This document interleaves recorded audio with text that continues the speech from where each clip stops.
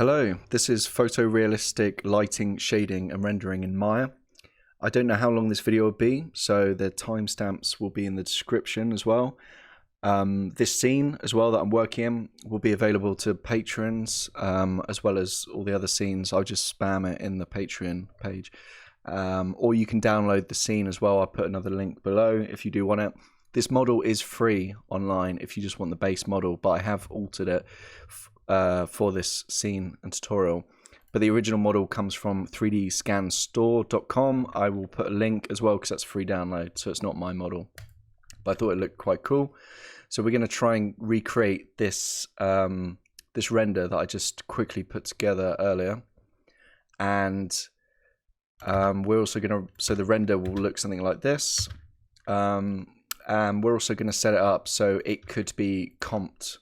So you know, quite in a quite heavy way, sort of separating the light passes as well. I do cover this sort of stuff in some of my other tutorials, like VFX for lighting. I think it's part 2 or part 3. It talks about shuffling out lights and combining and then altering them to get something like that. But anyway, let's crack on. So what I've done is, this is Maya, and I got this this file. If anyone downloads it, it will be in like hundreds and hundreds of bits. So this head is like 200 bits. So I've remerged that. Jacket was fine. I had to scale this up. The original scale is below 1 centimeter. And yeah, so at the moment we don't have much in the scene. I deleted all the lights as well. So let's start by just creating a light. So I'll add in just a sky dome to start with. So AI sky dome. And let's rename that HDR. And the reason for putting this in is just because we need to see something pretty much. So in the color slot, I'm going to load in an HDR. So I downloaded one from HDRI Haven. If you download this scene file, if you're a patron or you download it, you will get this HDR already in the source images folder, as well as all the textures and this model and the scenes and everything. But yeah, so I'm going to load the TX. I've already created a TX file of that. I'm going to rename it to just HDR whoops, can't spell, _ image, and color space needs to be raw as well. If you are doing look dev on assets, this isn't really look dev though.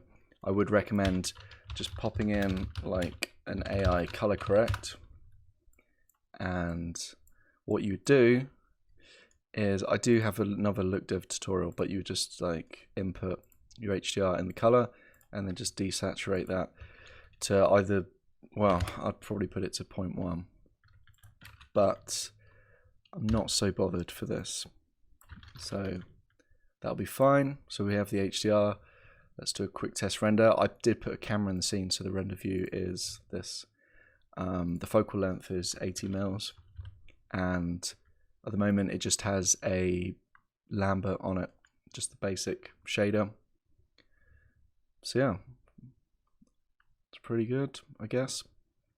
Really detailed, nice scan. Okay, I might as well save that snapshot. And what we're going to do is select the head and holding right click, go to assign new material, go to the Arnold tab. And we're going to be using AI standard surfaces. Apart from the hair, we'll use the AI standard hair. I don't really care too much about the hair, so I'm just going to do presets and change the specularity probably, and that's it. So let's call this head _ matte. Matte is for material. Oops, no. So for photorealism, we want subsurface. So I was about to put in the color into the base color area, but we actually want to scroll down to subsurface, and then we want to put the weight to 1, so that's fully on, and then subsurface color, we can load in this texture. Now with this model there are targers, TGAs, but they are heavier, so these textures are already 8K, so I'm going to use the JPEGs. You'll notice that I have TXs already. What you might want to do is, if you download these textures as well, you might want to bulk convert them before you do anything else. So go to Arnold Utilities TX Manager and then select Use Textures in Folder, click there, and if you've set your project, it should go to the source images. So you select the folder all the way into JPEGs, and then you would just select all of them, like highlight, oops, or just select that folder location, I think. And then anyway, you do that and then click Create TX, and then it will give you a status update. Anyway, I've already got them, so let's jump ahead. So I'll go to the head, let's put the color in, put the TX in, and I'll name it. You should always name things. So I'll call it head underscore cull underscore image, just so I know it's color map and image, or you could call it diffuse or albedo, it depends what software you're using. The color space for this will be sRGB because this is JPEG. So that's something to keep in mind if you use textures from the internet, just random rubbish images. They're also going to be sRGB. But a lot of the time Arnold does default to RAW, so that's something to keep in mind. So the spec, look how weird that is. These textures do look pretty funky. So I'll put in the spec, call it head underscore spec underscore image. Whoops. A lot of companies use different naming conventions. This naming convention I'm using right now is just one that I thought was quite good from a particular company. By default, if you notice in the Arnold tab, when you put in the texture, it does say auto generate TXs. So the thing is, if you put in all these textures and you're using the TGAs, then before it even renders, it's got to do all these conversions of 8K textures. So for me, at least, it crashes my computer. So can't really deal with that. Let's scroll down to geometry. We want to put in the normal, but there are two normal maps. So what I'm going to do is I'll load something in first. So what we have is we have the normal one, the normal map, the head normal map. There we go. And then we have the micro normal. So this is like skin close up. So I thought it would be cool to use both of these. We also have a cavity, but I figure that could be used as displacement, you know, very tiny displacement, or they could all be combined. There is a trick to doing that, but yeah, I don't want to overcomplicate things because this should actually be simple. To get something that looks quite photoreal shouldn't be that difficult, to be honest, in this day and age. Okay, color space is raw, so I've loaded that in. I'm just jumping back a menu to the bump 2D, change that to tangent space normals. Let's open the Hypershade and let's rearrange, look at all the inputs and outputs and all that. So what we want to do is, when we want to combine this normal map, we want to load in that other normal. So this bit, I'll put a timestamp saying something like combining two normal maps, because when I googled that, the only answer that came up was very outdated and didn't work. But this way seemed to work. Okay, AI layer RGBA. There is also a legacy node called layer texture, which I tried to use before. It didn't seem to work, but I don't know, maybe it's just me. But we're using Arnold, so might as well use the AI stuff. Let's go micro normal. Let's load that in, rename it. I'll call this one skin underscore norm underscore image. Image, can't spell. Color space raw, that's fine, great. Okay, so I need to remember the order of this, but I think let's do out color into. Actually, firstly, let's do a test render before I do anything else. Let's just see where we are, because I think it would be more sensible just to render one normal and then the next normal after. I will just stop that because I forgot to mention, because this scene was already messed around with. In my scene, I changed the renderable camera to camera 1, which I positioned in front of this guy. I'm rendering at HD. My samples are 5. What else did I change? And then I added some AOVs. So the normal, so I added N for normal.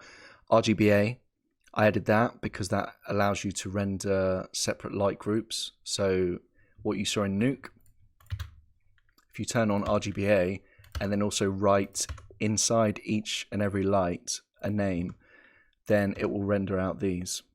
But you need to make sure you turn on RGBA. I've also got direct, indirect, so this bounce, primary rays and then bounce rays, specularity, specular albedo, don't need that.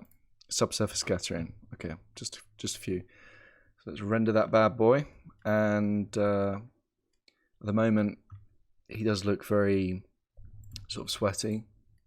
So let's just look at the normal, that's all I care about. Okay, so we're getting some wrinkles. So it looks pretty good. So I will save a snapshot of that, jump back in the Hypershade. And I need to test how many times we need to repeat this. So as a beginning test, I'm going to do 15 by 15. And then I will plug, let's do out alpha into that. And re-render. It looks more like cracked skin, so I'm gonna go to 20, or maybe a little bit more. No, probably 25, because it just needs to be so tiny. Although it probably needs to be even smaller than that. That's quite small.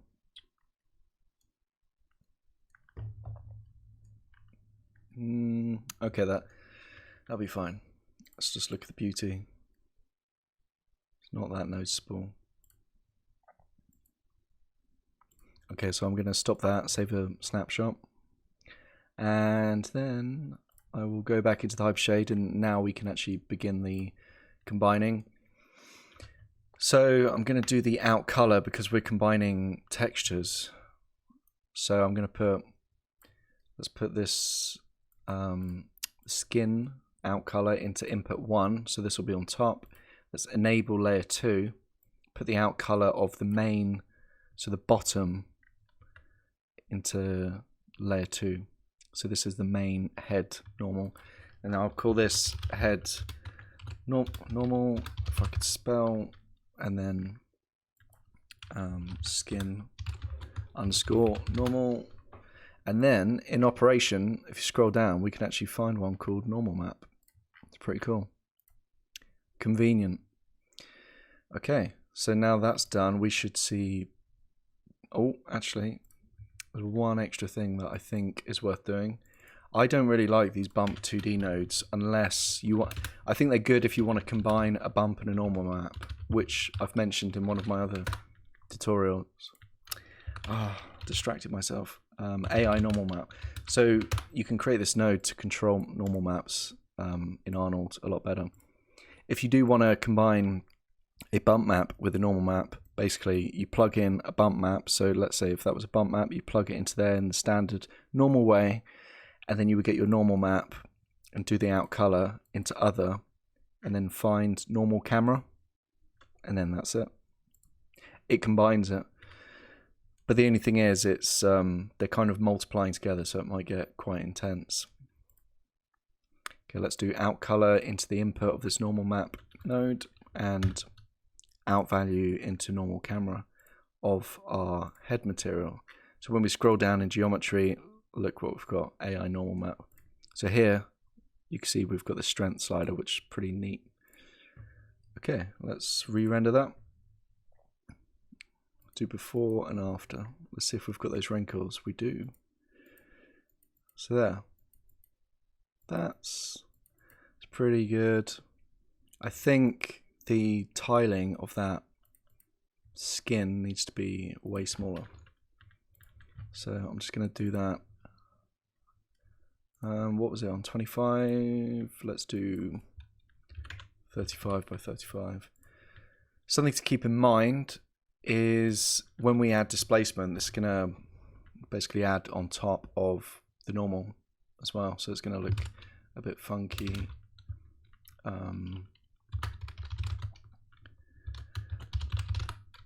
So I'm just renaming these things, otherwise it might get confusing when you start to get loads and loads of shaders. Okay.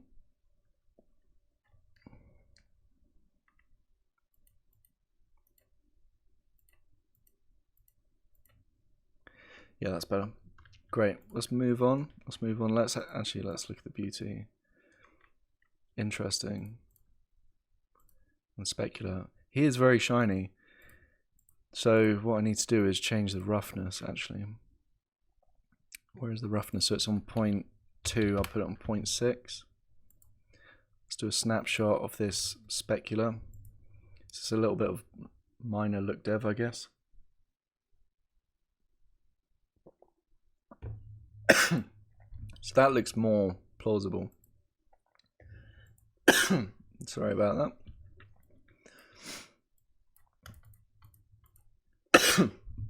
Great. So what I'll do now is I'm going to stop that, do a screen snapshot again, and load in a displacement map. We have a cavity which I'm going to use as a displacement.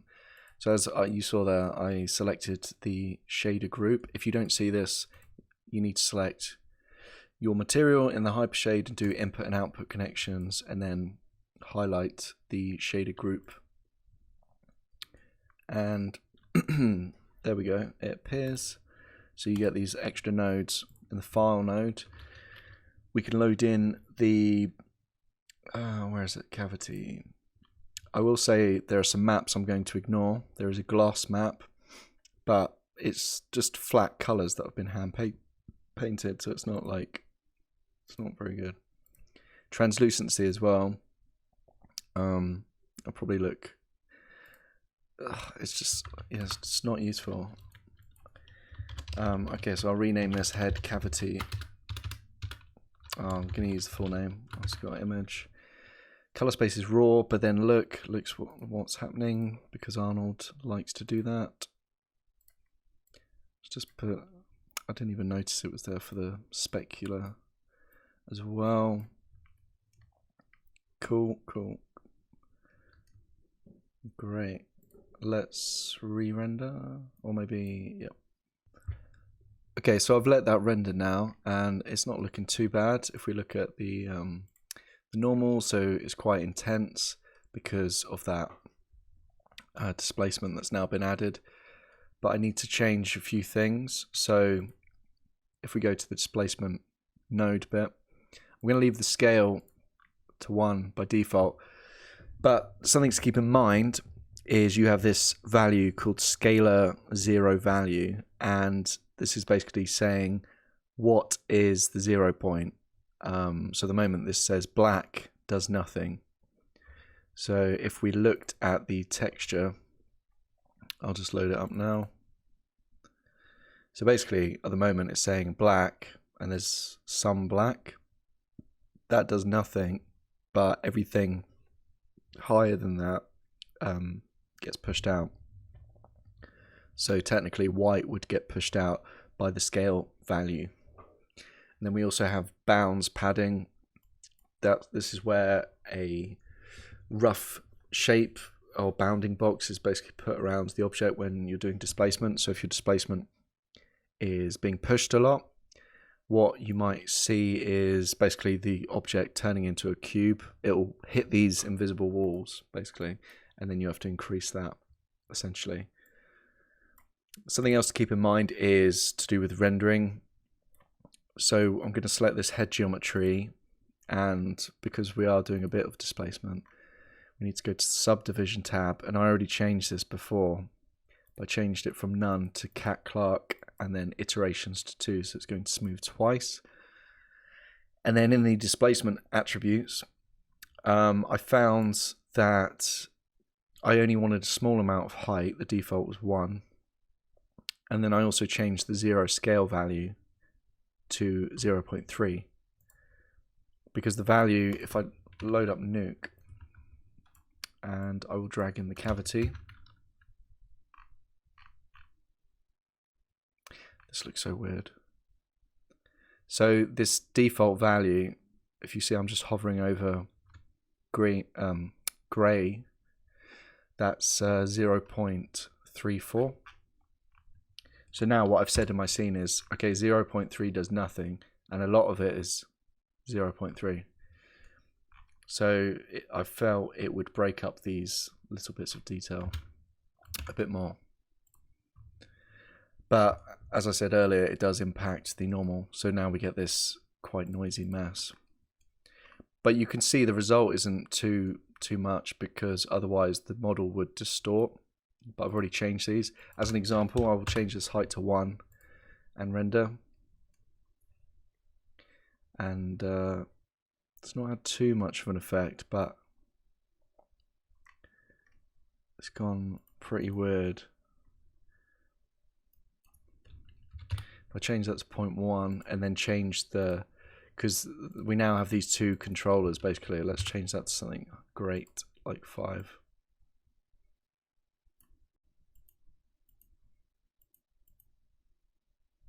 Okay, you can kind of see that a bit more, where the mouth is now closed, because it's now, the model is expanding.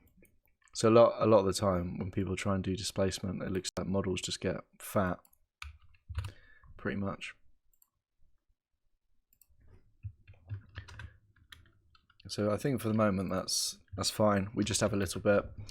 Now I need to start looking at changing the subsurface scattering, because as you'll notice on the ears, we're getting a lot of like white. I need to put a shader on the hairs as well. Maybe I should quickly do that now. I'll just crop this area and do a screenshot. So stop that.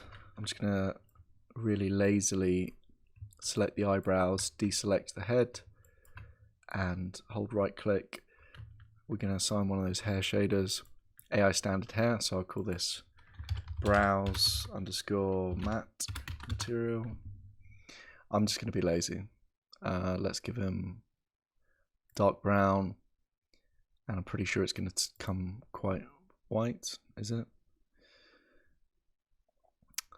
No, because it's quite shiny. The roughness is low, so no. Okay, that's fine. Doesn't look too bad with like minimal effort. And let's do the same for the eyelashes as well. Just lazily select all of them. Hold right click, go to shader, add in the hair. Let's do a preset for, again, laziness, black, and then rename the shader. Lashes underscore matte. Let's hit render. See how that looks. Not bad, not bad. I mean, it's a detailed mesh, so it's quite easy to make it look good. But I thought, you know, it's good exercise just to, because you've got everything given to you, so it's just actually making a nice picture. You know, that's another goal to reach. Let's go to the subsurface, because as I said, we're getting these white bits. I didn't change anything in the subsurface scattering area. So where is it? Subsurface. So we need to change the radius and scale. So with the subsurface scattering, the scale is basically the distance that the light will travel, but it is dependent on the scale of the model as well, which is a weird thing to say, because it's the scale of the scatter, like the distance, but it will also depend on how big this model is. Like I've tried to guesstimate real world scale, because I just scaled it up from like -1 centimeter or something so tiny. But yeah, so with a scale of 1, we can see some sort of subsurface there. But it'll be more noticeable if I change it to a more prominent color as well. So you can see it's already affecting there. In fact, it's affecting the whole face. So we can see there is some sort of scattering occurring. But what we need to do is get a similar color to the actual model. Now, I feel it would be best to just pick a red from this image. Whoops. Let me reload that. So in fact, I could just pick this one that they've blotted out the eyes with, or I could pick one, maybe around the ears. Oh, I'm gonna have to do this off screen. I'm just using the color picker though. So I'm clicking that and then clicking on the picture. I'm finding a dark bit in the ear maybe. It's not that red though. So I'll pick the in between the eyes, where it's more reddy where they've painted. Let's look at that. It was better than the white, that's for sure. Not seeing much of an effect, so I will do a snapshot. And let's whack up the scale a lot. 4.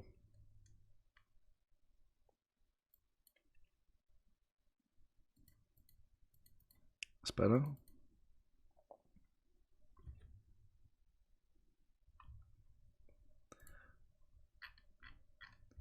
Also, there are different types as well. And from what I remember reading online, Random Walk 2 is slightly better. I can't remember why. If I just Google it quickly. Okay, it says this method scatters more accurately and deeply through highly transparent / optically thin objects, which produces subsurface scattering with more saturated colors around fine surface detail and heavily backlit regions of an object. Note that renders will be more costly and noisier than the original method, since Random Walk will be on average longer and more random. Interesting. Well, might as well do number 2, just because this is just a still image. Probably won't make much of a difference. Okay, so before and after. Wow, look at that. So much better. I think that might be enough. We could try go a bit more. Let's go 5, just see what happens. With Random Walk 2.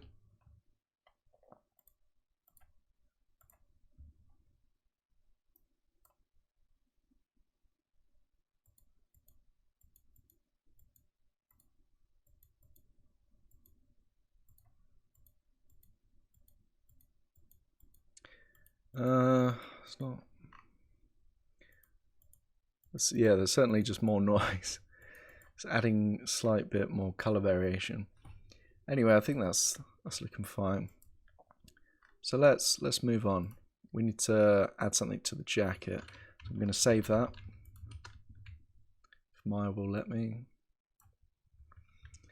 And now let's just create another shader for the jacket. So I'll select the jacket, just assign new materials shader, go to AI standard. On the right hand side, I'm going to call it jacket underscore matte. So we're almost getting at the point where we can look at a bit of lighting as well. So we can make some nice lighting for this. So the jacket doesn't actually have as many textures. Sorry, off screen, I'm just looking at the textures now just to double check what there are. So let's load in the color. We have a color map somewhere. Head, jacket. And so I have TXs for these as well. Then rename the file, jacket underscore cull underscore image. sRGB because it's JPEG. Specular, what maps do I have? I have a spec map, a gloss map, and a normal map. So let's go there. Normally, when I text paint models, I don't put in. I would never normally put a spec map into the spec weight. It's normally roughness maps, but this is just the way in which the model is provided. So I thought for the purpose of this tutorial, I would just process this model in the same way if I was working somewhere. You know, same way I would process it there. Okay, so I've got a jacket underscore spec underscore image. Color space is raw. We will need to open the hype shade because it does that weird thing with picking alpha, even when there's nothing there. Okay, in roughness, let's look at the gloss. Interesting. I'm going to leave the gloss for now. This is not the sort of renderer that it's not that usual for it. So you don't necessarily need to use all the maps. Okay, let's load this in, this normal, and I don't want to use this bump 2D, but I can swap that in a sec. So pick the normal, TX, jacket underscore norm, underscore image, color space raw, that's fine, great. Okay, now I'll open the Hypershade and just sort out what it's done that I don't like. So what's it done? In the spec, let's move this if I can. I don't like bump 2D, let's do AI normal.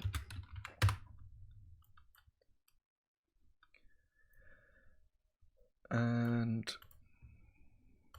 god damn it. Middle mouse dragging onto that. We can delete that AI normal. The out value can go into the normal camera. I think that's fine. For the moment, I'll leave. Oh, god damn it. Strength is meant to go into input. Let's do out.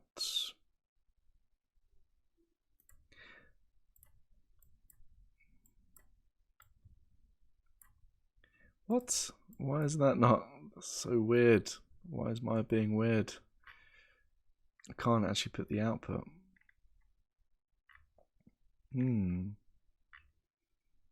That's so weird. Okay, well.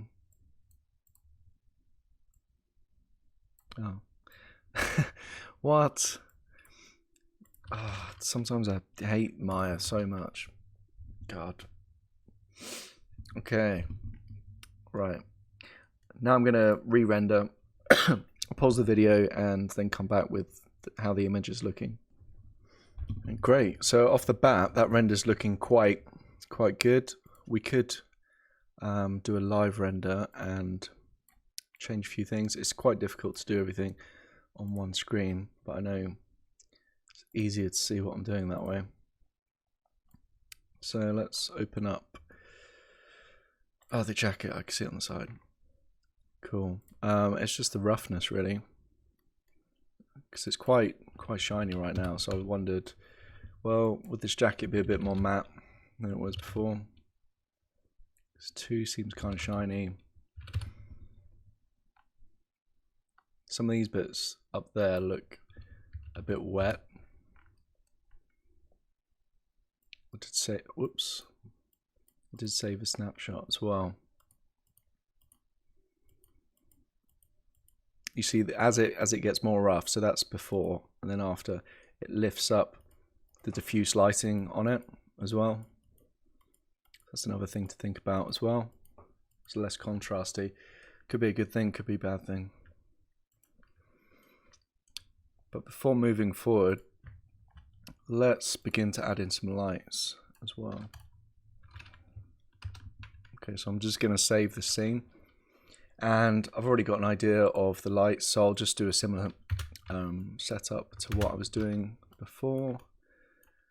Okay, so I'm going to go into wireframe, so I hit 4, and I'm going to create a locator. And the reason for this is because I like creating lights with controls. So then I'm going to go to Arnold and then create an area light, and then I pressed F to focus into it. And which way is it facing? Okay, so what I do is I create a locator, then I pull the light out just to check which way is the right way. God damn. I made this locator quite big. There we go. Okay, so it's facing that way. So what you want to do is select the locator, select the light, hold down spacebar, go to constraint, because what we want is the light to be aiming at the locator. And that's just to make it easier, so when we're trying to alter the lights, then we have a pivot point to go from as well. You need to click maintain offset because there is an offset between these two objects. Then click add. And if we go on the light, you'll notice there is now a constraint. So in theory, when I move this, yep, there we go. The light moves. So just to reiterate, I selected the locator first, shift selected the light, and then did the constraint. Now, to keep this organized, I need to rename this. So this is going to be, I don't know, key light, just abbreviating. I should have named it this before, but oh well. So key light underscore aim constraint, and then the locator will be key light const for constraint. Now what I can do is, while selecting the locator, I'm going to hit 5, and holding down V, I'm going to snap it to higher up in the head. I will just put it inside this guy's head, because then as I pull out the light, I think I need to change something. Oh, no, that's fine. Sometimes the rotation might be weird, and what I mean by that is if you go to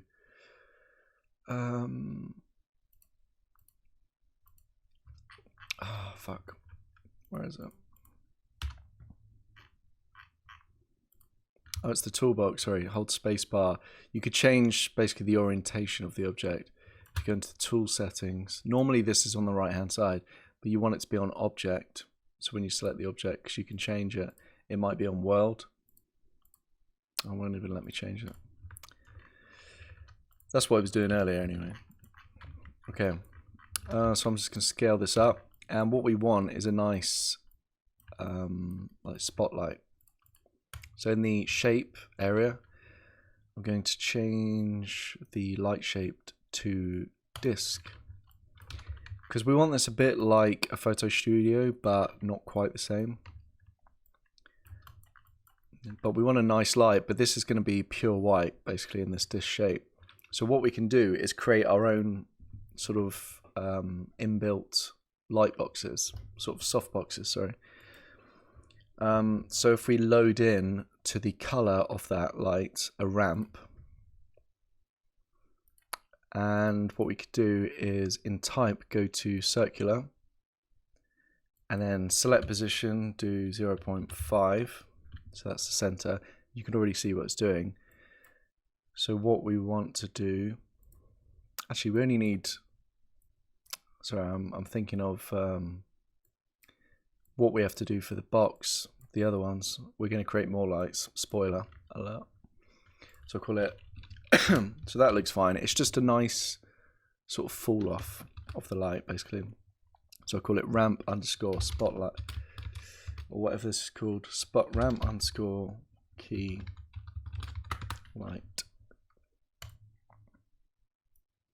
Also, in the shape area, scroll down to visibility, and in there's AOV light group.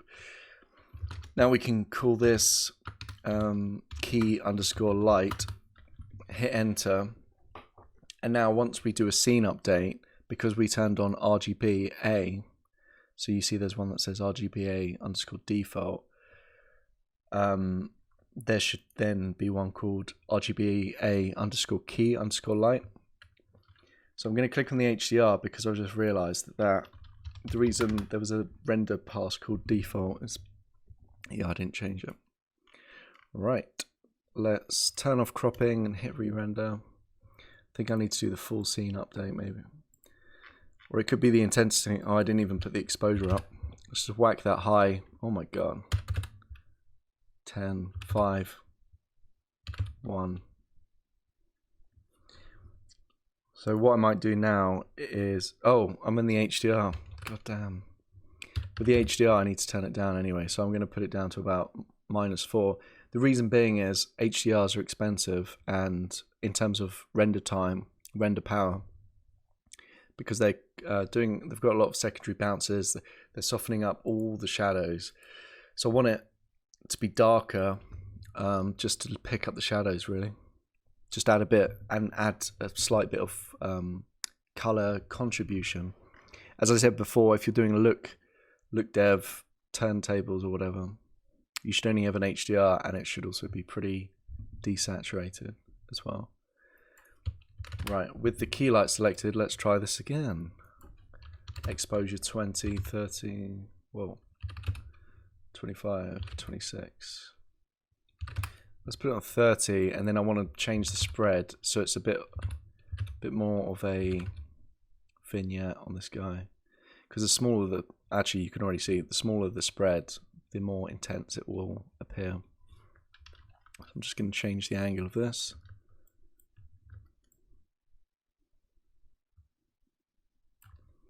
Or it might just be the intensity, to be fair.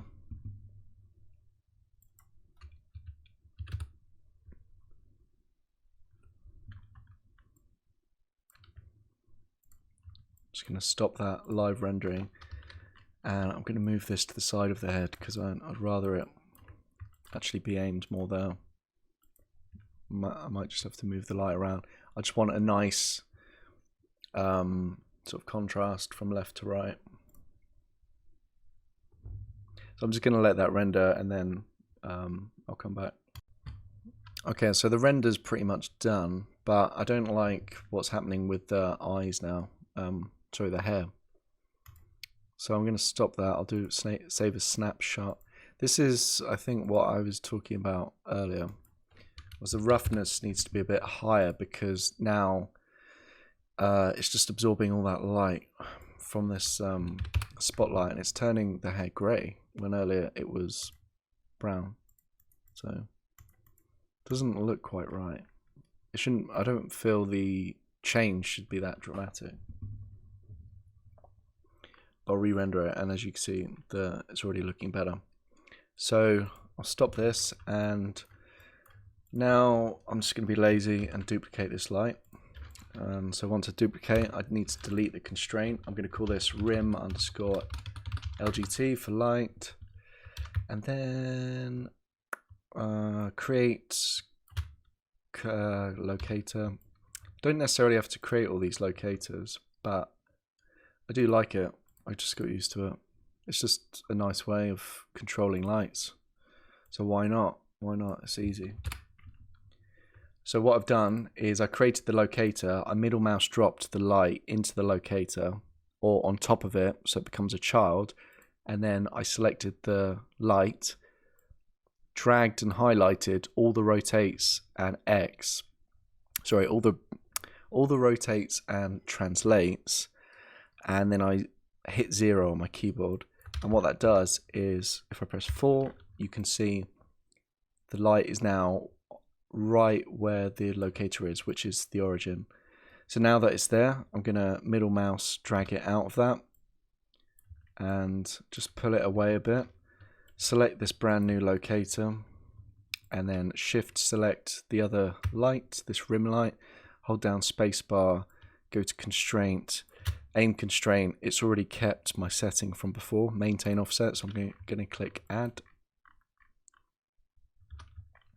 and just going to drag it out. Whoops, because I'm selecting both things. There we go.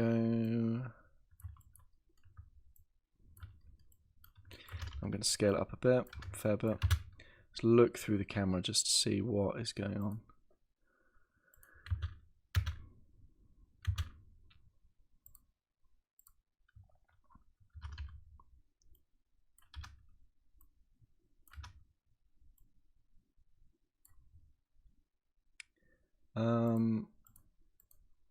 Okay. Right. Now I need to change, remember, the AOV light group name. So because I duplicated this, it keeps the same one. I'm going to call this rim underscore light LGT. Unfortunately, it's not kept the same ramp as before, but what we can do is we can select the light, do input and output connections, It brings up the light here. And we can go to our textures tab, and lo and behold, we have the key, the ramp for the key light. So I'm just going to middle mouse and drag that into there. And there was a bit of change. Let's put this higher. Wow. It's a lot more change. So we're really now seeing some of that subsurface coming through, because there's before and then the after. So I'm going to let that render and then I'll come back. So this is looking pretty nice with the rim light. So if I do before and then after, you see it's really bringing out some nice shape in this guy's head with the normal maps as well. However, the light is intense. We can see it's probably burning. What I mean by that is the values of white are probably going higher than 1. So I probably need to reduce the light down a bit. So I will bring it down a bit, but at the same time, because this is just for a still, I would like to reduce down some of this right hand side subsurface. And what I could do as a cheat, as a quick fix, is I could just use a light blocker. So I might as well do that, because I'm seeing that there is still some bright red. But yeah, we don't really want that. So I'll save the snapshot. But you can see on this side it's not really burning anymore. So that's better. Great, so I will jump into the perspective. Then I select the rim light. I forgot to rename the locator, so I'll just do that now. Call it rim light underscore const. And then I select the light, and I go down to light filters and do light blocker. And then it creates this transform node, so I'm going to rename it called rim underscore light blocker.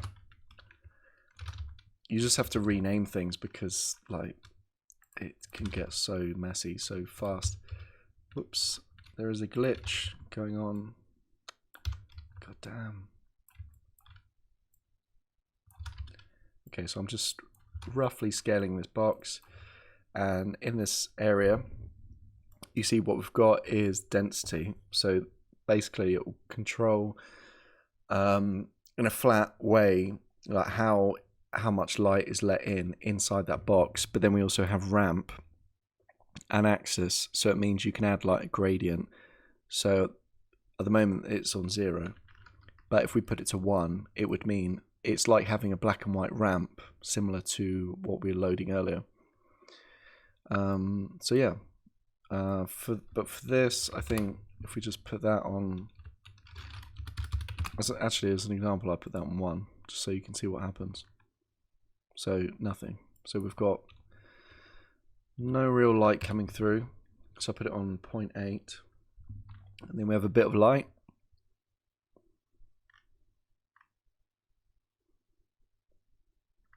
That's not too bad.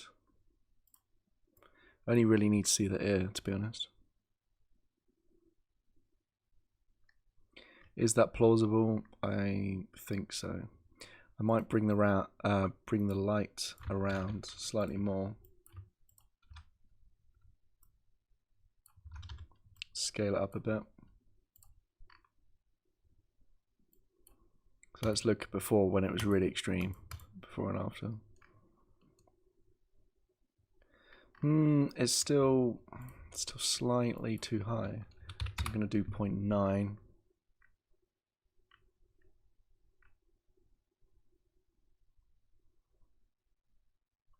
I think that's better. That's better. So I'm going to render a whole frame of this now. Okay, so this is looking pretty good, especially if we look at the first render we did when I darkened the HDR. That's before and then after. So he's coming to life a bit more, but we do need some other lights. I kind of want to increase the intensity of this key light, maybe to 26, just slightly more. It might be slightly too much. Okay, split the difference, 25.5. And then I'll also need to create a rim light as well. I could actually share, not a rim light, sorry, a fill light. I was thinking I could share the same constraint, but I might as well just create separate ones just for each separate light. So the same process as before. I create a locator, duplicate the light, middle mouse drop the light onto the locator, go to the channel box editor, left click and drag along all the translates and rotates. Then I press F and zoom in to the light, drag it out and pull it outside from, so it's not parented with the locator. Select the locator, select the light, hold down space, go to constraint and then hit aim constraint. We already changed the settings earlier, and when I move the light, yep, it follows. So I'm going to pull this out and just aim it. So this is going to be on the right hand side, it's going to be lighter. I'm going to change this to fill underscore light, and the locator will be similar, light fill underscore light underscore const. In the settings we need to, whoops, where is it? The attribute editor, probably be about 10. I'm going to go to render and update full scene, because when you duplicate or create new lights, it won't always add the light groups. I just need to change the name as well, because we duplicated, so this AOV light group name, it will either be default or it will just be the same name as the last light you duplicated.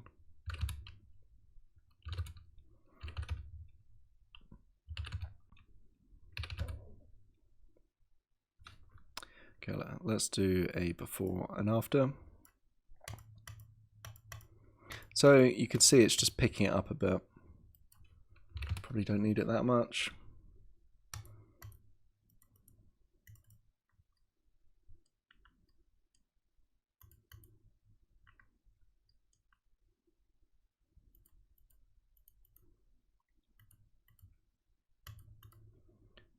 Great. Okay, now one more light, just to pick up some of the top light as well. I'm going to create one more. What we could do with this light as well, we could shape it as well to alter the way in which the reflections occur slightly. If you change the shape of a light, it will reflect differently. Good example of that is those tube lights. You know, the way in which they give off and emit light will differ compared to a spotlight. And the fact that, oh, I've just realized one thing actually, the color, the ramp that is connected when we duplicated the light, it lost connection with the fill light. So I need to go back to my Hypershade and middle mouse drop. I will also add, with the ramp, you can also do a similar thing for box. You just need to go to box ramp, and yeah, you can see there it's already worked. So yeah, it's pretty neat, pretty easy to create fast softboxes. Just gonna hit render again, see how that's changed it. Whoa.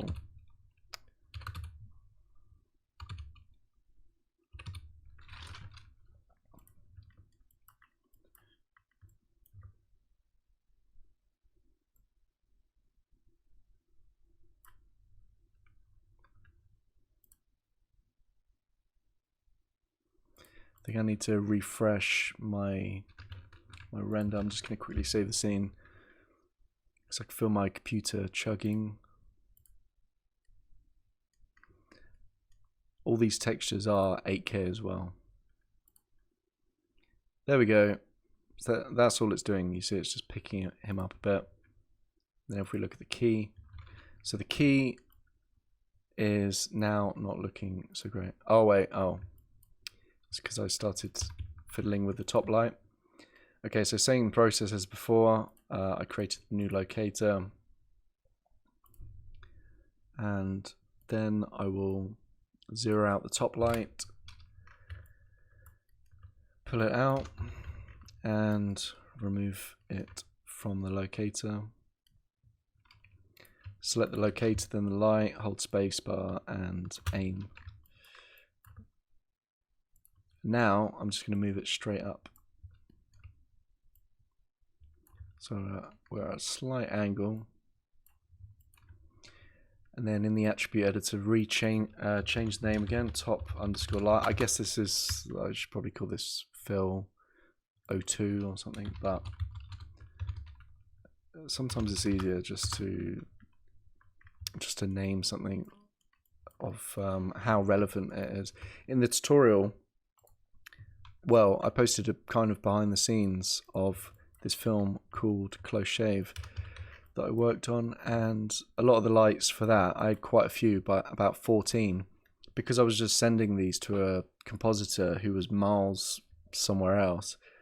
I was just naming all the light groups something really obvious, like start, left, blue, stuff like that, just so if he wants to rebuild it or alter any of the lights, he knew exactly what was what quite easily. Otherwise, if you don't name the lights, everything's just called like AI area light 1, 2, 3, 4, 5. Okay, so that's a bit much. Bringing this up, let's lower this 23.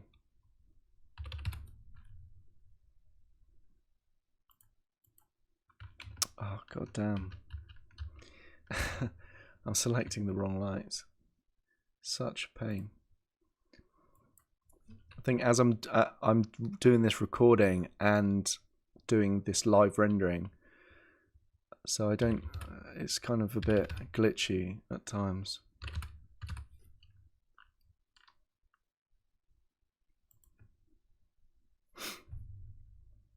I just realized same thing again. The need to link the ramp into that top light. Let's do a update full scene. I don't think the lighting is properly updating. So there we go. Something to keep in mind. Sometimes Maya just does stupid crap. 21, 22, 23, 24, 22. Let's just look at the separate AOV. There we go. That looks pretty ominous. Look at that. That looks like a bad guy out of film. Let's take a look at the key. I need to bring that up a bit. Let's put the key on 26. And then look at the beauty. Okay, great. I'm going to let that render and then I'll come back. Okay, so now I think we're really at a good point. This is looking quite real. Since I last made a cut in this video, I looked at some of the settings a bit. I increased the specular of this guy's face a little bit. So if we go to specular, it's not very noticeable. It went from 0.6 to 0.5. I increased the normal map intensity, the AI normal of the face, the head. So change it there to 1.2, and I did the same for the jacket as well. And I think that was it. Oh, I changed the intensity of the rim light as well in the back. But now we can go through each. As I said earlier, the normal map, it does look like quite a mess because what's happening is the displacement is multiplying, so it's quite intense in the actual normal map pass. But if we run through each light, we can see what they're doing, and then if we wanted to in compositing, we could control them. But I think we're getting a nice amount of subsurface scattering as well, and it does look pretty real. These textures for this model, this was already pretty nicely done to start with, so this is more about assembling and creating a nice render from a nice model and textures. In the look dev, I would have expected to, or with other assets working in actual shows, I would expect to have to pop down at least a few things like AI color corrects. So for example, if the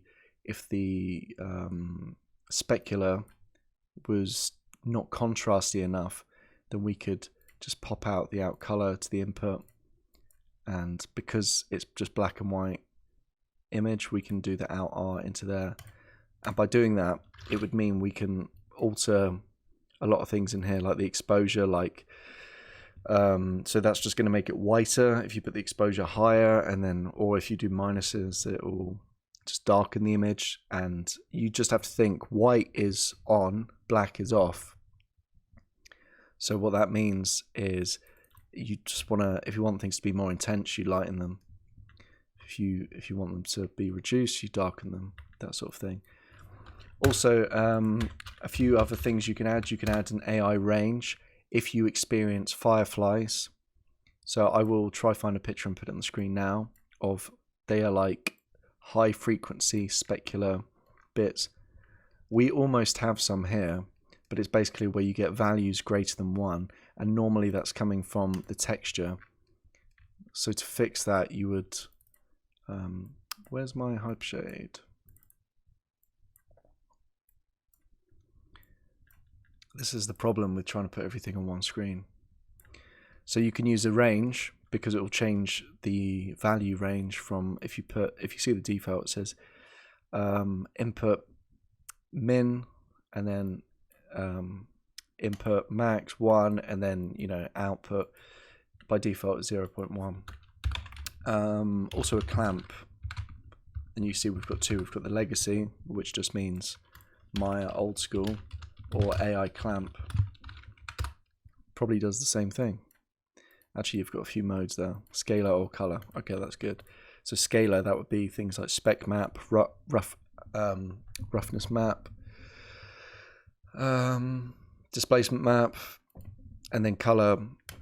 If you wanted to clamp the colors for the color map, although that generally should be fine. I'm trying to think. That's never come up for the color map. It's always like the roughness or speculars or something.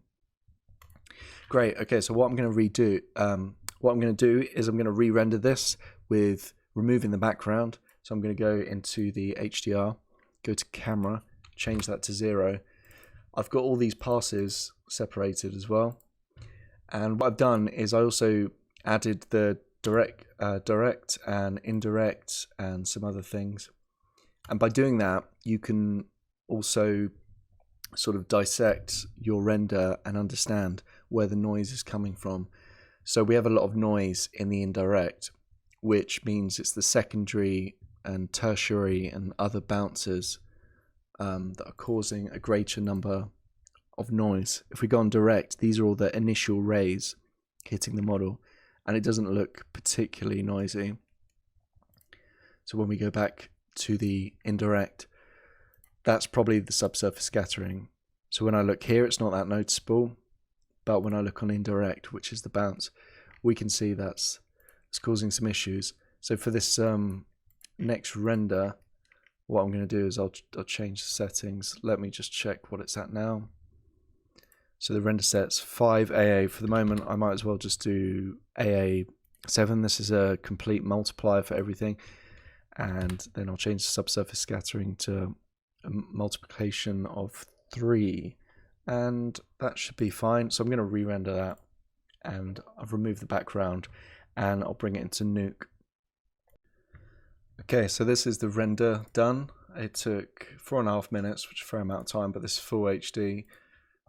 With all the samples raised up, and then you want to save, do file, save as multi-layer EXR, that's so we can get all these extra things. And then you can go into Nuke, or you could go into Photoshop and hit R. Actually, let me just find the location on my right hand screen. That'll be easier. So let's read that in. And what we're going to do is we're going to compare it to the one from the thumbnail. I'll turn off sequences. Where is it? There. Cool. That's earlier. Now. Ooh. Which one is better? very similar. I kind of prefer the new one now. I think there's a bit more scattering and it's been picked up a lot better on the head. So actually, I don't know which one I'll choose for the thumbnail, but you can see the difference. I had more key on this one. I had a bigger spread. That's why it's picking up these reflections off this thing, this jacket as well. Yeah, and so what you could do is you can make a node, hit tab, type layer contact sheet, and then you can read into that. And this is basically all our passes. So this is how it looks. So we've got all our light groups now because we named all the lights. And look at that. So you could amplify some of these things. Let's look at that. Indirect is way smoother now. Look at that. That was quite noisy before. So in a similar way that I was illustrating here, I would have to create new shuffles, but essentially, if we look at this render here, you create a shuffle node and you click up here and it should show your AOVs. So as you can see, I selected my HDR, so this was from earlier, and then I shuffle it out. I put an exposure node. When you create an exposure, change it to stops, and that means when you change this to like 1, so you've raised the stops by 1, it means if you need to change your exposure for lights, you could do it in comp quickly and then show the next person in line. Or, yeah, so the process that can happen in big companies, if you're working as a lighter, is you do your renders and then you might get feedback, and then because it costs a lot of money to render like high quality stuff, you could just do stuff like this. So you could change, if someone says, oh, you need to just pick up all the lights, so you find your HDR, and then you might go, oh, I'll put it up by 1 stop. And the cool thing is, because you're merging all these lights separately, they won't actually affect each other too much. But your exposure, so I've only got 3 here out of all of them, but you'll notice as I disable my exposure, it's actually having an impact. So this is a way to alter renders at the end and also while you're working on things, if you're doing it in iterative stages as a lighter as well. It's pretty cool. And what else as well? So yeah, just for this final render, I added some chromatic aberration. But the point we got to here, I think, is pretty good. So, I mean, the model we started with and textures were really nice. So I was just trying to illustrate the process of just trying, getting something that's good and just make it look quite nice in Maya. I also added chromatic aberration in Photoshop, so I might as well show you how to do that now. So I'll drag and drop my EXR into Photoshop and just hit OK. So it adds transparency there. So this is a 32-bit image, so we need to change that. I'll change it to 16 bits and click Merge. Change method to exposure and gamma. Just click OK, so we're not doing any changes to that. And then, what is it? Duplicate. Duplicate layer. Double click and turn off RG. Just call this B. So that's blue channel. Do the opposite with this top one. So now this is RG, red, green. And then what we could do is go to filter, raw camera filter. Let my computer think about it. And click on lens correction and do -2. Let's, oops, damn. Zoom in a bit. So you can see it's distorting a bit. So I'll do -2. Just see how that looks.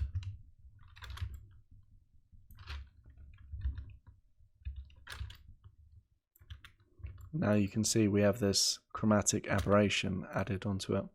I'll just put a black background in for the moment.